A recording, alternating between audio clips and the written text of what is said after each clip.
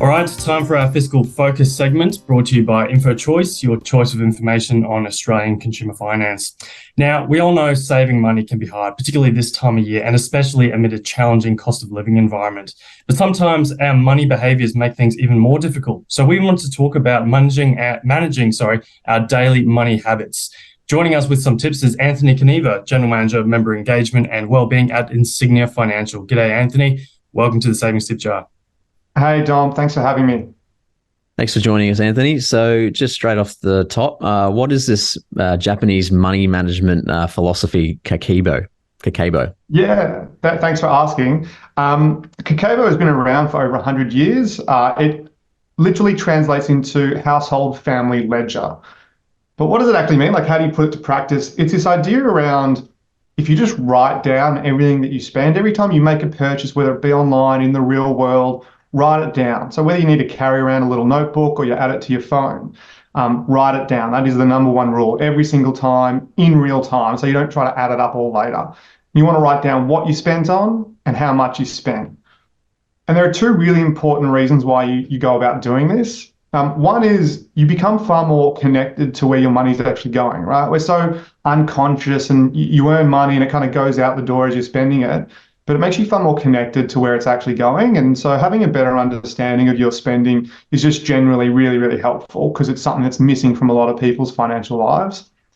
And then the other part, it's a bit tricky. It's actually quite preventative, right? This idea that you write it down, you're then conscious of the fact that I might need to look back at this. How am I going to feel tomorrow or in a week's time when I look back and go, oh, I spent so many dollars on this Uber Eats when I probably could have cooked my own meal. So you end up stop spending in areas that you're currently spending. So it kind of has this dual effect on improving your own spending habits. Yeah, awesome. That might be something I might have to try because I'm just seeing money flying out the window and I don't even know where it's going. It's a bit harder on a Friday night, like at the bar when you've had a few drinks and you go, oh, don't mind me, I'm just pulling out my notepad. Yeah, the writing might be a little more illegible at some hour of the night though. Hey, we're all carrying digital notepads in our pockets all the time now, in our phones. Plenty of little note-taking apps there, so that could be one way of doing it, I guess. Now, Anthony, one thing you said could actually reduce your discretionary expenses by as much as 25% is actually focusing on your long-term happiness. So can you just talk us through that a little bit? Yeah, absolutely. There's a ton of research around what makes you happy, what doesn't make you happy. And there's that age-old question, does money equal happiness? And there is some science around where it does and where it doesn't make you happy. Typically, we do a lot of spending on ourselves and we buy things for ourselves. There is no correlation between that spending and happiness, but where there is correlation is when you're spending for others, and in particular, when you're spending on experiences that you can share with others. So what you can start doing is saying, before you make a purchase, will this make me happy? Right? It's a really simple kind of technique. And if the answer is, well, actually, no, it's not particularly buying me happiness, it's not really aligned with my values, you tend to see a reduction in consumption in the order of 20 to 25% in some of the research. So really simple trick, really neat, easy to do, but can have really big impacts on your financial outcomes. For sure. And off the back of that as well, there's a point here about urge surfing. Can you explain what exactly that is and why it's beneficial? And do you implement any of this in your personal budgeting day to day? Yes. Well, first of all, I'll answer the second part first. I absolutely do. So what is urge surfing, you're asking? Urge surfing is this idea that as you're buying things, as you want to buy things, surf that kind of inner urge and just kind of ride it, right? Don't act upon it, just ride it, and delay. So rather than buying in the moment where you might be driven by some sort of emotional need or something that's just happened in your day, so it's a situational purchase, add it to a list, right? And so what happens over time, if you decide to review this list every week, fortnight, month, whatever's suitable for you and your circumstances, you end up seeing a bunch of things on a list.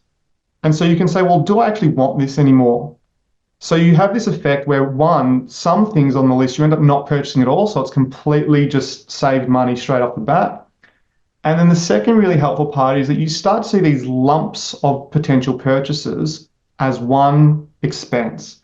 and you go, oh, that's a lot of money. Maybe I need to prioritize these. Which do I want more than the other? And so you start to go, well, I'll buy that first item, but I'll buy that second item and I'll keep it on the list. I'll save it for next week and I'll review it again. So it's a really helpful way of prioritizing your spend and setting yourself a fixed budget. And you can do all sorts of different variations of this. So you could say, if it's between $100 and $500, I'll review it weekly. If it's between $500 and $2,000, I'll review it monthly or quarterly, or whatever the kind of right fit is for your lifestyle. So you can kind of shape it up for your own needs. But again, it's really easy because it's something that you just stop doing. You just don't make the purchase and add it to the list. So you can start doing it today, which is what I love about the three kind of things that we just spoke about, that they're really easy rules that you can follow straight away. And the one thing that I'm a big fan of doing is logging basically my wealth growth progress on a spreadsheet. So really, I just kind of have a big tally of, okay, how much have I got in my savings account, how much left debt owing on my home loan, and really just sort of tracking that net wealth growth. Can you just talk through the importance of just regularly checking in with your finances? Super important, right? I think there's that idea that I was mentioning before around being so disconnected from our money. It's quite an unconscious thing that just happens in the background. And so while the rules that we just spoke about are around those day-to-day kind of trying to find areas for savings, there's that other element where we need to think long-term. What is this all adding up to? And so if you're saving money, what are you going to do with it? Do you pay off more of your home loan? Do you put it into superannuation? Do you set up a separate investment account?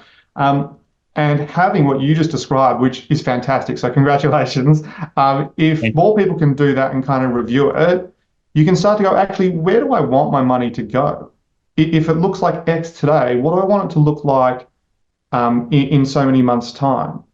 And doing that regularly is really helpful. You can do it on your own. You can do it with your financial partner in your life.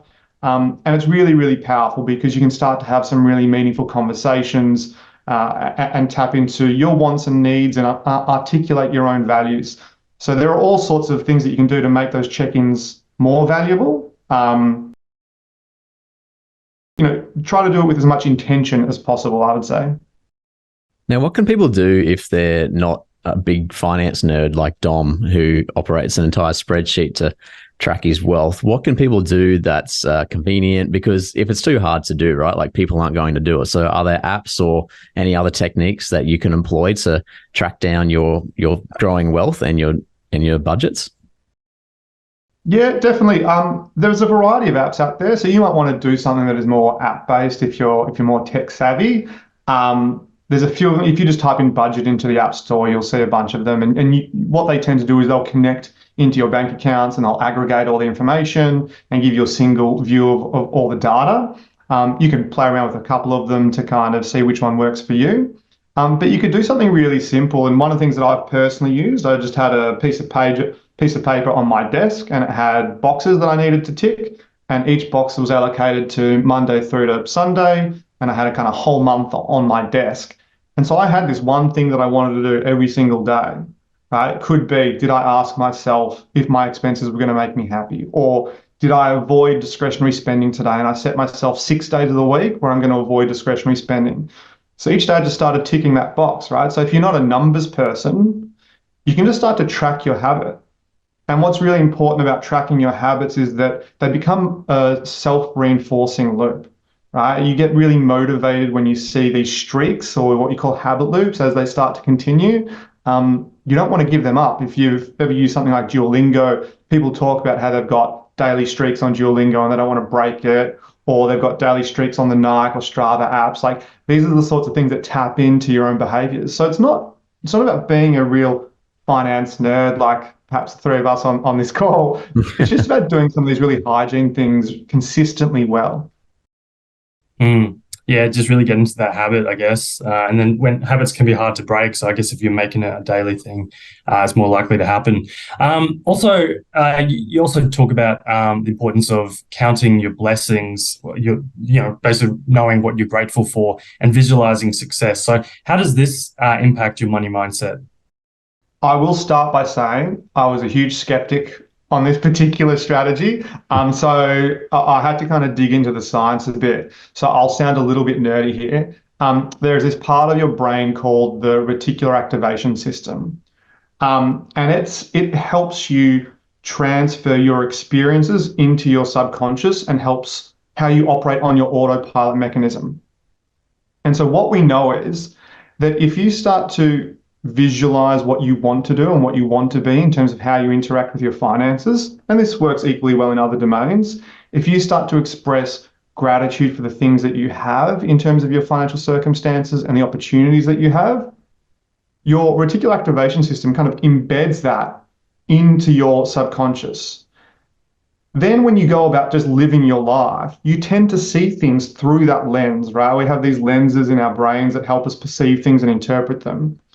So if you go about visualizing what you want to accomplish, you are more likely to see opportunities to accomplish it.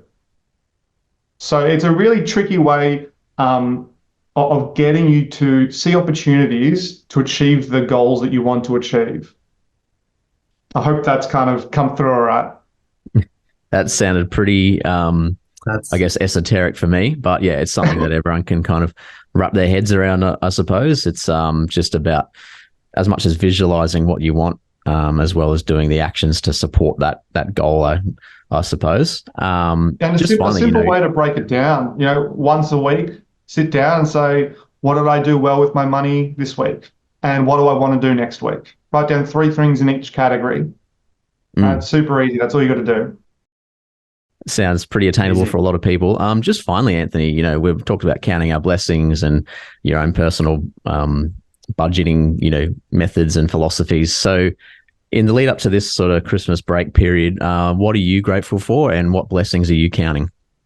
Oh, great question. What am I grateful for? I'm grateful for family. I'm grateful for having a job that I'm passionate about and enjoy.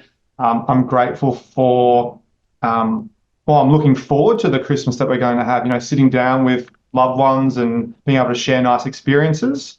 Was that the whole question? There was another part, wasn't there? Just what blessings are you counting? What blessings am I counting?